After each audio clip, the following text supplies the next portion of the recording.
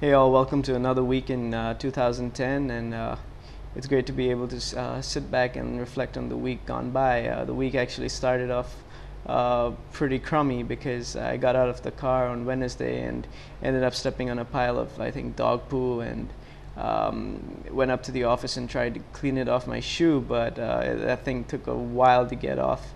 But finally, it got cleaned up, and then that day I was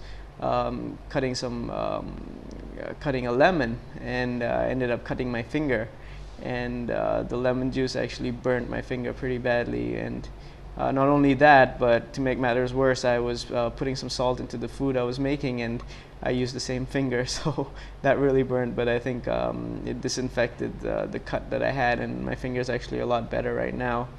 In fact, while I was making lunch that day, I needed to turn the food out into my plate, so I caught the little frying pan and I turned it over. But in fact, it wasn't a frying pan; it was a little sort of dish with two handles that we were cooking in, and I just couldn't get things out because it was just rice and potatoes and eggs all mixed up. So I actually decided to let go of one hand and hold on to it with the other, and I ended up burning my fingers. But that too is healed. Um, Later that afternoon, I actually went to the boys' home, and there were only about four of them there. The others still hadn't gotten back from school, but it was nice to spend time with them, and we went through a few worksheets, and it was just a blessing to hear them say, that they really enjoy the time that they spend, and what a blessing it is. I mean, how happy they feel when I come over and just spend some time. So it was really touching for me, to hear that from the boys, and I know these boys have a special place for me in my heart, and I just pray and wish them that that God would work through their lives and use them in mighty ways, and provide for them and help them. Anyway, that evening we had a Bible study at Pastor's place, and that night actually my uncle and aunt's driver drove down all the way from Sikkim. I think it was about 13, 14 hours drive, and brought their car here because they were arriving the next day. On Thursday, I actually went out in the morning to meet the friend of mine who's been going through quite a few mental problems, and he's been abusing a few chemicals and things like that. But it was a time to just spend. Just take him out, and just we of course spoke to his grandfather, who he of course doesn't have parents.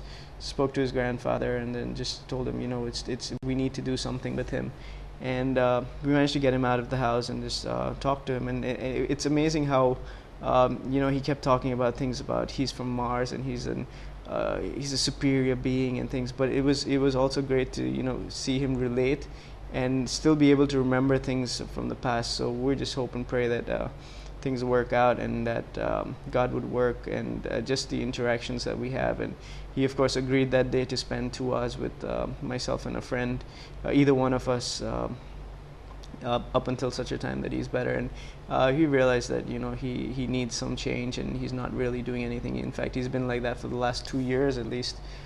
That afternoon, I actually went back home early. I got home at about 3, and then headed off to the airport. When we ended up reaching the airport an hour before my uncle and aunt got back in, so that was quite a long wait, and it was pretty amazing to just watch people come in and out of the airport. On Friday, I had a meeting with Pastor and another person, and we ended up having lunch together, and I spent the rest of the day at the office. On Saturday, we had our worship practice in the morning, and then after that, we were excited because my friend had been talking to this guy, and he had sort of agreed to go into rehab, but it somehow just didn't work out, and we just ended up going there and just spending time, and we took him out for lunch. But he realized that he needs help, and he needs to work towards something, and that's a start. We also saw that he has a bump at the back of his head, so we need to get that checked out. And I had spoken to the rehab guys, and the rehab people are actually a Christian organization. So they said, it's good to just keep interacting with him, and just he just needs a support system. So that's what we're working on, and it's amazing to see, just these little things and these little time, what difference and what change it can make. And we hope and pray that he just improves. Um, um, my uncle and aunt actually, they were talking to some people. They wanted to buy a camera, and this was a long drawn event, and the guy actually ended up creating a huge mess and brought the wrong goods and things like that. So that was pretty hilarious an event. My uncle and aunt actually left at 4:30 in the morning. They were driving from Calcutta to Sikkim, which is about 12, 13 hours by road. So they left at 4:30, and then after that went back to sleep, and then got up and went to church. And then that afternoon we actually didn't have the youth because 3 of the boys from that work with the church were actually graduating from Bible Training Institute.